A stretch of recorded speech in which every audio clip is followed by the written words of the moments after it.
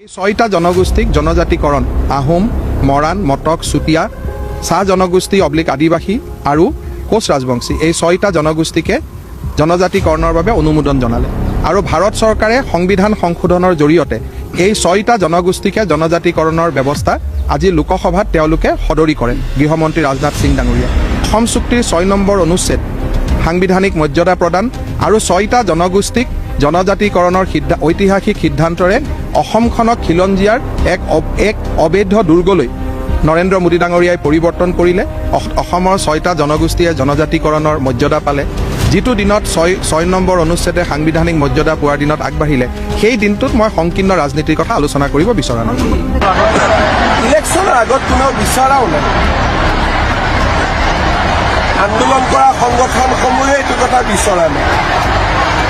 তেওঁলোকে সিদ্ধান্ত বিচাৰিছিল সিদ্ধান্ত হ'ল